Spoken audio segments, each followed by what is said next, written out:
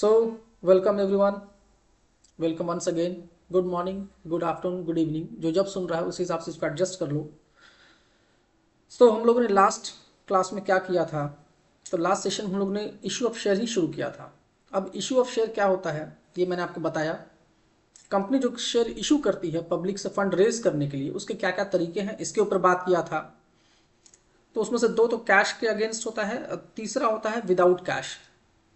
तो पहला है प्राइवेट प्लेसमेंट. ये मैंने आपसे बात कर लिया क्या होता है ये. इसमें स्वेट इक्विटी के बारे में बात किया था. इसके अलावा ई स्वैप के बारे में बात किया. देन हम लोगों ने किया था पब्लिक सब्सक्रिप्शन, यही आपका मेन है. और पब्लिक सब्सक्रिप्शन में क्या करते हैं इस पे हम लोग बात कर रहे थे और एक एग्जाम्पल करने वाले थे, बट कुछ प्रिंटिंग एरर की वजह से मैंने उसको रोक दिया था और वीडियो थोड़ा लंबा भी हो गया था तो उसको रोकना भी ज़रूरी था. मैंने उसको ठीक कर दिया. आज हम लोग वहाँ से कंटिन्यू करेंगे और अपना ये last part for consideration other than cash भी कंप्लीट आज ही कर लेंगे. ठीक है, तो चलिए इतना काम करना हम लोग को. थोड़ा जल्दी चलते हैं, सीधा आते हैं अपने टॉपिक पे. ये जर्नल एंट्री हम लोगों ने बात किया था. पार में कैसे क्या जर्नल होता है इसके बारे में ये आपको याद रखना है. प्रीमियम के केस में क्या जर्नल होता है इसके बारे में. डिस्काउंट तो कंपनी लॉ ने मना ही कर दिया, वो तो अलाउड ही नहीं है. चलिए आप अच्छा प्रीमियम को यूज़ कहाँ कहाँ करोगे ये याद रखना आपको. इससे थ्योरी बराबर आता है, इसलिए सारे यूटिलाइजेशन कहाँ कहाँ है इसको अच्छे से याद कर लेना, बहुत इंपॉर्टेंट है. चलिए ये रहा आपका इलस्ट्रेशन, आपके बुक का इलस्ट्रेशन था. क्या जरा देखिए इसको जल्दी से पढ़ें. Happy days limited was registered with an authorise capital of ₹60 lakh divided into 6 lakh equity share. अब यहाँ पे देखो ₹60 लाख का मतलब ये वैल्यू है, शेयर का वैल्यू है, और ये 6 लाख मतलब नंबर ऑफ शेयर है. तो ये आपको आइडेंटिफाई करना आना चाहिए वैल्यू और नंबर के बीच में. इक्विटी शेयर का जो फेस वैल्यू वो है ₹10. अगर ना भी देता तो भी हम लोग निकाल लेते. 60 लाख बाई 6 लाख ₹10 ही होता है. कंपनी कितना इशू किया है तो 2 लाख इक्विटी शेयर.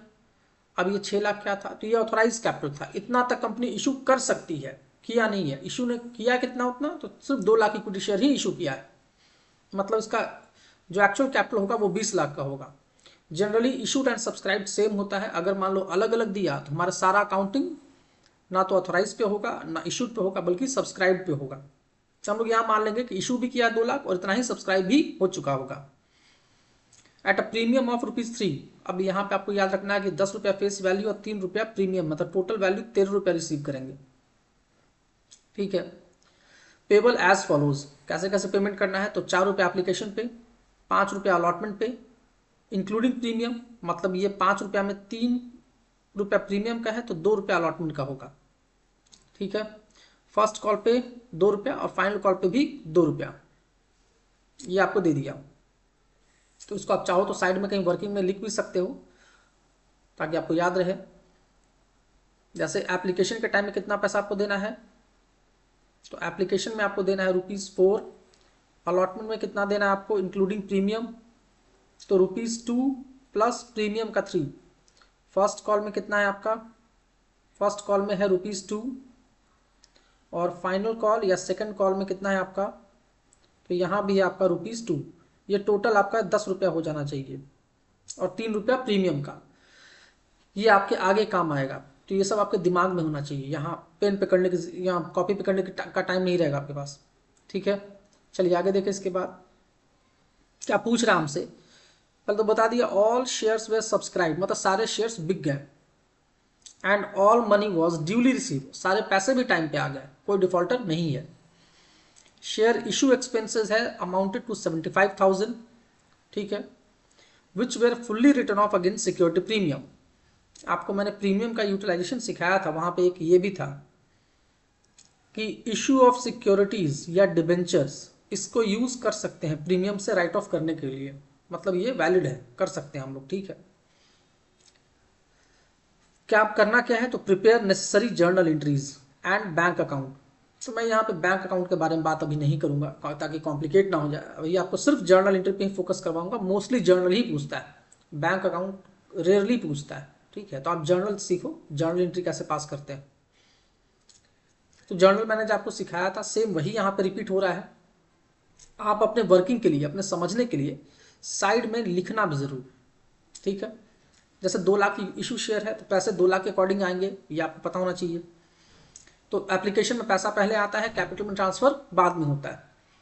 तो क्या एंट्री बनेगा, बैंक अकाउंट डेबिट 8 लाख कैसे आया, तो 2 लाख इंटू 4, एप्लीकेशन पे आपको याद होगा 4 रुपया था, तो 2 लाख इंटू 4 8 लाख।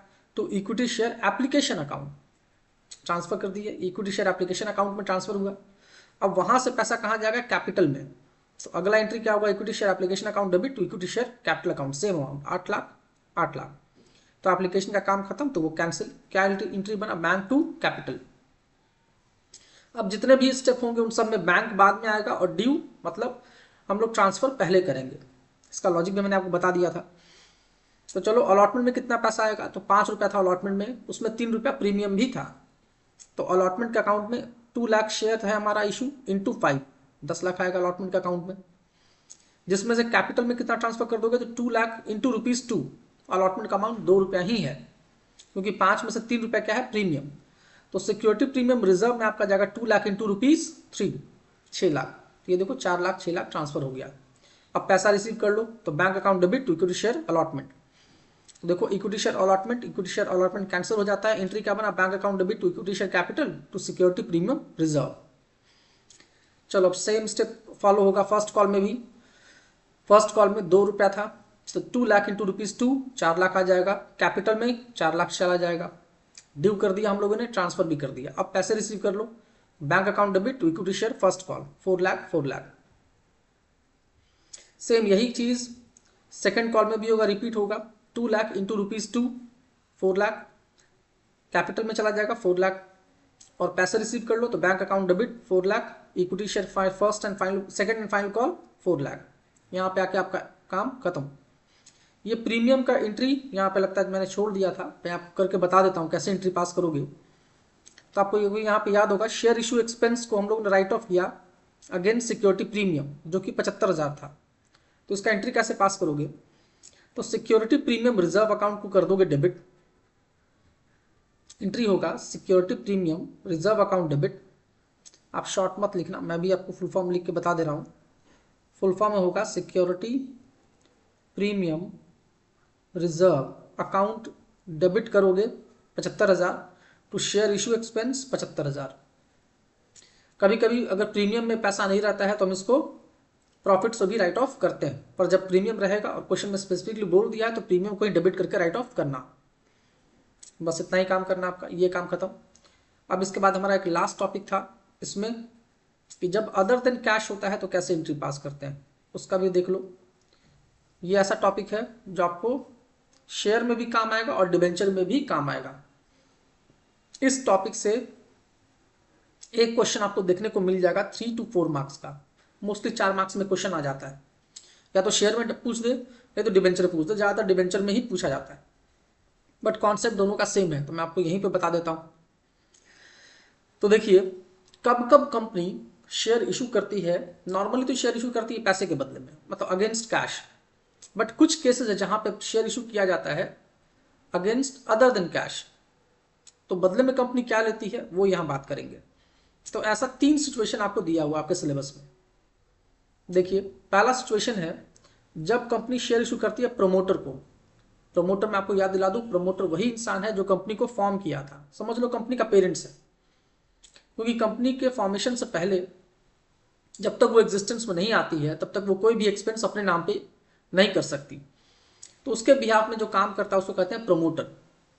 और इस काम के बदले में जब कंपनी फॉर्म हो जाती है तो इस काम के बदले में वो कंपनी से पैसे ले लेता है, या फिर मोस्ट ऑफ द केसेस में क्या होता है पैसे की जगह पे वो शेयर ले लेता है कंपनी का। तो कंपनी उसको शेयर इशू करती है और उस एक्सपेंस को नाम देती है प्रिलिमिनरी एक्सपेंसेस का या इनकॉर्पोरेशन कॉस्ट का। ठीक है, तो क्या एंट्री बनता है उसका वो देखो। तो इनकॉर्पोरेशन कॉस्ट और preliminary expenses account debit to promoter account, ये एंट्री बनेगा। और फिर प्रमोटर को ड्यू कर दिया, अब उसको पेमेंट करता है, तो पेमेंट तो कैश में कर नहीं रहा है, शेयर में कर रहा है। तो एंट्री क्या बना, promoter account debit to share capital. तो आप देखिए प्रमोटर अकाउंट क्रेडिट हुआ, प्रमोटर अकाउंट डेबिट हुआ, कैंसिल हो गया। अल्टीमेट एंट्री क्या बना, इनकॉर्पोरेशन को खर्चे में डाला और कैपिटल को क्रेडिट कर दिया। ठीक है, सेम चीज होता है अंडरराइटर्स के साथ। अंडरराइटर्स कौन होते हैं, तो अंडरराइटर्स एक तरह से शेयर ब्रोकर ही होते हैं। इनका काम क्या होता है, ये बहुत बड़े बड़े ब्रोकर होते हैं इनका काम क्या होता है, एक तरह से ये गारंटी लेते हैं कंपनीज के लिए, मेनली पुरानी कंपनी नहीं, बड़ी कंपनी नहीं, छोटी मोटी कंपनी में इनकी रिक्वायरमेंट होती है जिनका मार्केट में बहुत पकड़ नहीं है। ये कहते हैं कि आप घबराइए नहीं, आप शेयर इशू कीजिए, आपका शेयर बिकवाने का जिम्मा मेरा। अगर शेयर आपका नहीं बिका तो मैं खुद खरीद लूंगा, पर आपका इशू फेल नहीं होने दूंगा। और इस सर्विस के बदले में ये चार्ज करते हैं कमीशन। तो उस कमीशन के एवज पे कंपनी या तो पैसे दे देती है या फिर शेयर देती है। तो मोस्टली ये लोग भी शेयर लेते हैं, अच्छी कंपनी रही तो उसका शेयर ही लेते हैं। इनके कमीशन को कहते हैं अंडरराइटिंग कमीशन। ठीक है, तो इसका एंट्री क्या होता है, सेम उसी के जैसा जो ऊपर किया आपने। पहला एंट्री ड्यू करने का, underwriting commission account debit to underwriters को लायबल कर दिया, क्रेडिट कर दिया। जब पेमेंट किया तो underwriters account debit to share capital account. ठीक है, कितना शेयर दिया, किस वैल्यू का दिया, वो सब यहाँ पे मेंशन करते हैं। अब इन दोनों के रिगार्डिंग एक इंपॉर्टेंट नोट मैंने दिया आपको। ये देखो, इनकॉर्पोरेशन कॉस्ट हो या प्रिलिमिनरी एक्सपेंस हो या अंडरराइटिंग कमीशन हो, इन सबको जो आप राइट ऑफ करोगे ना, ये नॉर्मली उसी साल करोगे जिस साल ये अकर होगा। पर किससे करोगे, तो सिक्योरिटी प्रीमियम से करोगे पहले। अगर वो नहीं है, प्रीमियम नहीं है, तो यूज करोगे सरप्लस, मतलब प्रॉफिट एंड लॉस अकाउंट का जो प्रॉफिट बैलेंस है उसको यूज करोगे। ठीक है, तो इसको याद रखना कि पहले प्रीमियम यूज करते हैं, प्रीमियम खत्म हो जाता है या अवेलेबल नहीं होता है तो पीएल को टच करते हैं। लास्ट केस यही सबसे इंपॉर्टेंट है, share issues to vendor. Vendor का मतलब वो पार्टी होता है जिससे आप एसेट्स खरीदते हो उधार पे। उसके लिए क्रेडिटर वर्ड यूज नहीं करते हैं, क्योंकि क्रेडिटर यूज होता है ट्रेड के सेंस में, गुड्स के सेंस में। जो कोई बड़ा मशीनरी, बिल्डिंग, ये सब लेते हो एसेट्स को फॉर्म करने के लिए, उसके लिए क्रेडिटर वर्ड यूज नहीं करते, वेंडर वर्ड यूज करते हैं। तो ये जनरली जो वेंडर है, ये वाला जो केस है, नॉर्मली आपको समझाया गया होगा कि आपने कोई एसेट खरीदा किसी से और बदले में शेयर दे दिया, तो वो वेंडर कहलाता है। हाँ, ये भी एक सेंस है, पर मोस्टली कहाँ यूज होता है, तो देखो ये यूज होता है एब्जॉर्प्शन या अमलगमेशन के केस में। ये आपको आगे पढ़ने को मिलेगा, आगे की क्लास में, अभी नहीं। अब एब्जॉर्प्शन या अमलगमेशन क्या होता है, तो बहुत सिंपल सा कॉन्सेप्ट है। एब्जॉर्प्शन का मतलब, अगर ए लिमिटेड नाम की एक कंपनी है, वो बी लिमिटेड नाम की कंपनी को अक्वायर कर ले, परचेज कर ले, तो इसको कहते हैं एब्जॉर्प्शन, एब्जॉर्ब कर लिया उसको। तो ए लिमिटेड बी लिमिटेड को उसके सारे एसेट्स और लायबिलिटी के बदले, मतलब नेट एसेट्स के बदले में जो शेयर देती है, वो यहाँ पे यूज हो सकता है। अमलगमेशन का मतलब क्या होता है कि अगर मान लो ए लिमिटेड और बी लिमिटेड ने डिसाइड किया, ए लिमिटेड और बी लिमिटेड ने डिसाइड किया कि हम दोनों क्यों ना मिलके एक नया कंपनी फॉर्म कर लें जिसका नाम है सी लिमिटेड। इसमें ए लिमिटेड और बी लिमिटेड दोनों मर्ज हो जाता है, एक नया कंपनी बन जाता है सी लिमिटेड। इसको कहते हैं अमलगमेशन। और ये सी लिमिटेड ए लिमिटेड को और बी लिमिटेड को, दोनों को इनके एसेट्स लायबिलिटी के बदले में, मतलब इनका नेट वर्थ के बदले में शेयर दे देती है। तो थोड़ा सा ये कॉन्सेप्ट आपको यहाँ पे यूज किया गया है, तो कोई बात नहीं, मैंने इसको बहुत इजी मैनर में समझा दिया आपको। तो देखिए, यही है आपका issue of share to vendor, यही केस है। अगर सिंपल मशीनरी परचेज किया, बदले में शेयर दिया था, तो बहुत इजी है। बट अगर बिजनेस परचेज किया और उसके बदले में शेयर दिया, तो कैसे यूज करोगे वो देखो।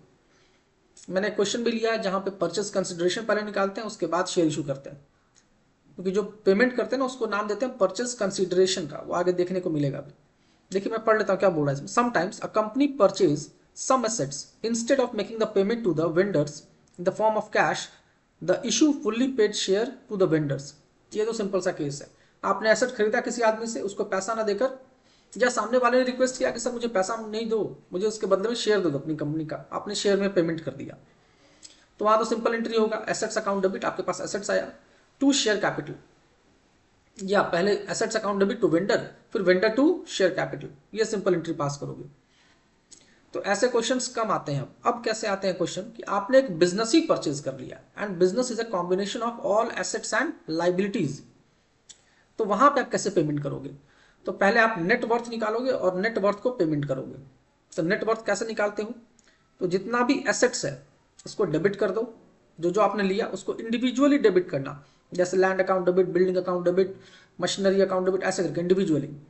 इसको मैंने यहाँ पे कंबाइन क्या लिख दिया, सन्ड्री एसेट्स, उन सारे एसेट्स को डेबिट कर दो एग्रीड वैल्यू पे, ये याद रखना है, बुक वैल्यू पे नहीं करना है, किस वैल्यू पे करना है, एग्रीड वैल्यू पे।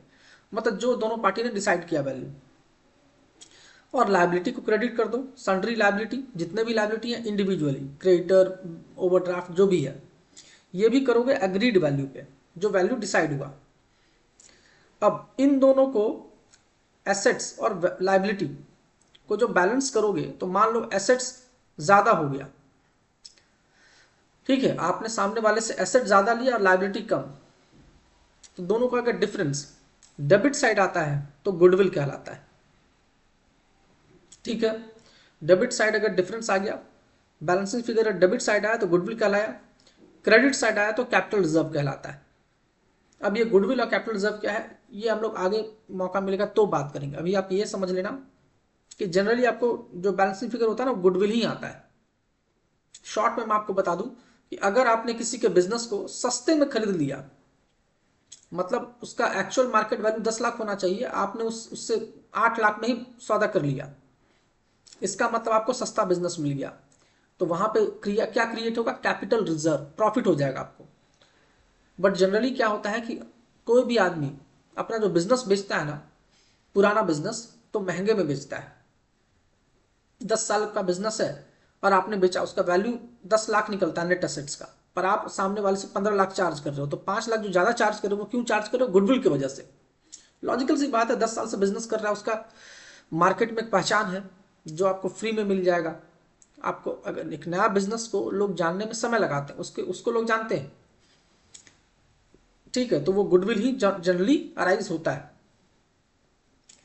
और जो अमाउंट निकल के आएगा, ठीक है, वो अमाउंट आप उस अमाउंट से वेंडर को क्रेडिट कर देना, लाइबल कर देना, और वही अमाउंट आप उसको पे करोगे। तो यहाँ पे पहले वेंडर का ड्यू अमाउंट निकाल लेना, कितना उसका बनता है, तो सारे एसेट्स में से लायबिलिटी माइनस कर दो, जो अमाउंट बनेगा वही उसको देना है। देखो दोनों केसेस ले लिया मैंने। जब परचेज कंसिडरेशन कम रहेगा नेट एसेट से, तो क्या क्रिएट होगा, कैपिटल रिजर्व क्रिएट होगा, ठीक है। तो लायबिलिटी साइड आएगा तो कैपिटल रिजर्व, डेबिट साइड आएगा तो गुडविल, और जो डिफरेंस आएगा वो कहलाएगा वेंडर का अकाउंट। उतना पैसा आपको वेंडर को देना होता है। ये हम लोग अभी कैलकुलेट करना सीखेंगे परचेज कंसिडरेशन के टाइम में, कैसे निकालते हैं एग्जाम्पल में। और जब इन वेंडर को शेयर इशू करोगे तो क्या एंट्री पास करोगे, तो vendor account debit to share capital, ठीक है। अगर पार पे करते हो तो, अगर प्रीमियम पे करते हो तो vendor account debit to share capital to security premium reserve account, ठीक है। ये दो एंट्री आपको याद रखना है। डिस्काउंट का केस यहां भी नहीं होगा। चलिए देखिए एग्जांपल से देखते हैं। If X Limited purchased the business of Y Limited at rupees 9 lakh payable in fully paid share of rupees 10 each, पार पे कर रहा है। What entry will be made in the books of X Limited, हमको X Limited के books में entry बताना है। If such issue is at par and at premium of 25%, दोनों ही केस में। तो पहले तो एसेट्स ले लो सारा, तो सन्ड्री एसेट्स 9 लाख का, लायबिलिटी दिया है आपके पास, नहीं दिया है, सीधा बोल दिया कि 9 लाख का ले लिया, ने ठीक करके दे दिया आपको, अच्छी बात है। तो sundry assets account debit 9 lakh to Y limited. ये वाई लिमिटेड कौन है, आपका वेंडर है, वेंडर अकाउंट, ये उसका नाम दिया है तो आप नाम यूज कर लेना वाई लिमिटेड। तो वाई लिमिटेड को मैंने क्रेडिट कर दिया 9 लाख से, अब इसको पेमेंट कर रहे हैं पार पे, तब तो सीधा 9 लाख पेमेंट कर दो। तो Y limited account debit to share capital 9 lakh, यहाँ वर्किंग में दिखा देना कि 10 रुपये का शेयर है, 90,000 शेयर देना पड़ेगा आपको, तब बन जाएगा 9 लाख। अब अगर प्रीमियम पे कर रहे हो तो इसका वर्किंग बहुत सिंपल है। अगर प्रीमियम पे दे रहे हो तो सीधा आप यहां देखना कितना पेमेंट करना है, तो 9 लाख पेमेंट करना है, और एक शेयर का वैल्यू कितना है, 10 रुपया।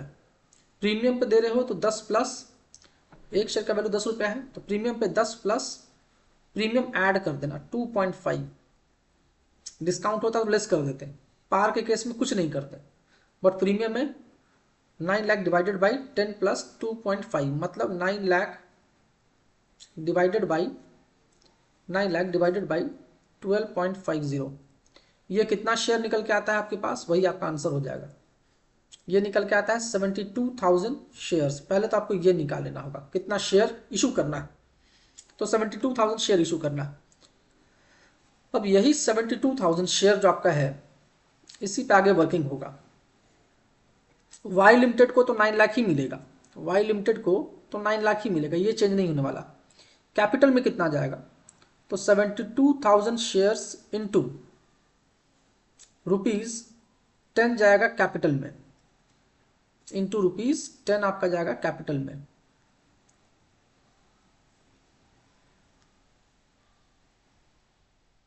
इंटू ₹10 और प्रीमियम में कितना जाएगा, तो 72,000 शेयर्स इंटू रुपीज कितना था प्रीमियम, 2.5, ये देखिए निकल के आ गया आपको। आप जब बनाइएगा इसको तो 7,20,000 यहाँ जाएगा कैपिटल में और 1,80,000 आ जाएगा आपका प्रीमियम का अमाउंट। और ये छोटा सा वर्किंग आपको यहाँ पे दिखा देना होगा। ठीक है, सिंपल है, ये हो जाएगा आई थिंक। चलिए आगे बढ़ते हैं। एक सैम्पल पेपर क्वेश्चन था, जैसा क्वेश्चन आपका एग्जाम में आ रहा है पीसी वाला, वो मैंने ले लिया आपको समझाने के लिए। मैं कोशिश कर रहा हूँ मोस्टली क्वेश्चन आपके बुक से ही लूँ ताकि आपको दिक्कत ना हो। ठीक है, जिनके पास मेरे पास नोट, इनका ये नोट्स तो मैंने आपको दिया नहीं है, तो आप अपने बुक से भी देख सकते हो, या तो मैं समझा, मेरा मेन पर्पस आपको कॉन्सेप्ट के साथ इस क्वेश्चन को समझा देना ताकि कॉन्सेप्ट आपको अच्छे से समझ में आ जाए। चलिए यहाँ देखते हैं इस एग्जाम्पल में क्या बोला। किंग लिमिटेड नाम का एक कंपनी है, it took over all the assets 25 lakh, liability of 6 lakh, net of करोगे तो 19 लाख निकल के आता है। ऑफ क्वीन लिमिटेड, एग्जाम में से क्वेश्चन आएगा किंग क्वीन ये सब कंफ्यूज करने के लिए। King limited paid the PC purchase consideration, जो नेट वैल्यू पे करते हैं ना उसको नाम देते हैं परचेस कंसिडरेशन, मतलब जो तुमने बिजनेस परचेस किया उसके अगेंस्ट में तुमने कंसिडरेशन पे किया, कितना पे किया उसे कहते हैं परचेस कंसिडरेशन। कैसे पे किया, bye issuing 10,000 equity share of 100 each at a premium of 10%। तो 10,000 शेयर है, 100 रुपए के हिसाब से तो 10 लाख हो गया, 10% प्रीमियम मतलब 11 लाख हो गया। तो देखो 11 lakh by bank draft, cash में नहीं, by bank draft, calculate purchase consideration and pass necessary journal entry the books of King Limited। ठीक है, तो इसने क्या किया, 10,000 इक्विटी शेयर दिया और इसके अलावा आपका यहाँ पे एक बैंक ड्राफ्ट भी दिया 11 लाख का, दोनों चीज दिया है। तो पहले इसका निकालोगे, परचेस कंसिडरेशन निकालोगे, तो जो शेयर इशू किया है 10 लाख का, 10,000 शेयर था 100 रुपए के हिसाब से, तो 10 लाख हो गया शेयर का वैल्यू। सिक्योरिटी प्रीमियम दिया 1 लाख का, तो टोटल 11 लाख हो गया। अब बच्चे क्या कंफ्यूज कर जाएंगे, उनको लगेगा कि 11 लाख तो शेयर का वैल्यू है, वही यहाँ दे दिया। नहीं नहीं, ये वर्ड ध्यान दो, ये क्या बोला, बैंक ड्राफ्ट। तो जब शेयर दे ही रहा है तो बैंक कहाँ से आ गया, मतलब ये 11 लाख इन शेयर्स के अलावे है। और वैसे भी आप समझिए 19 लाख का बिजनेस है, 11 लाख क्यों देगा, ज्यादा ही देगा। तो इसका मतलब ये 11 लाख है, ये अलग है, और ये जो बैंक ड्राफ्ट वाला 11 लाख है ये अलग है। तो टोटल कितना पेमेंट कर रहा है, ये 22 लाख का पीसी फिक्स हुआ है। परचेस कंसिडरेशन कितना है, 22 लाख का, 11 लाख इधर और 11 लाख इधर, टोटल हो गया 22 लाख। तो पीसी हुआ आपका 22 लाख का। अब जर्नल एंट्री पास कर लो। सन्ड्री एसेट्स 25 लाख का, लायबिलिटी 6 लाख का, तो गुडविल निकल के आया 3 लाख का। क्योंकि 19 लाख के बदले में 22 लाख दे रहे हो, मतलब महंगा ले रहे हो बिजनेस, तो महंगा कब लेते हैं, जब बिजनेस का गुडविल होता है। 3 लाख क्या निकल के आया, गुडविल। क्वीन लिमिटेड को कितने से क्रेडिट करोगे, 22 लाख का, मतलब ये इंडिकेट करा क्वीन लिमिटेड को 22 लाख मुझे पे करने हैं। कैसे पे करोगे, तो queen limited account debit 22 lakh, equity दोगे 10 लाख का, प्रीमियम में चला जाएगा 1 लाख, हम लोगों ने वर्किंग में दिखाया है, बैंक से चला जाएगा 11 लाख, टोटल पेमेंट हो गया 22 लाख। और ये वर्किंग में अब चाहो तो नरेशन में लिख के दिखा भी सकते हो। ठीक है, तो आई होप आपको यहाँ तक समझ आ गया है। अब हम लोग आगे बढ़ेंगे, सबसे पहले अंडर सब्सक्रिप्शन करेंगे, एरियर एडवांस, देन हम लोग उसके बाद जो आपका मेन इंपॉर्टेंट टॉपिक है ओवर सब्सक्रिप्शन, प्रोराटा, फॉरफीचर, री इशू, ये सब काम करेंगे। ठीक है, तो आज हम लोग यहीं पे स्टॉप करते हैं। Okay, thank you. और बड़ी मेहनत लग रही है इन सब में, ठीक है, थोड़ा आप इसको लाइक एंड सब्सक्राइब करिए और अपने दोस्तों के साथ भी शेयर करिए, और कमेंट करके मुझे ज़रूर बताइए कि आपको समझ में आ रहा है कि नहीं।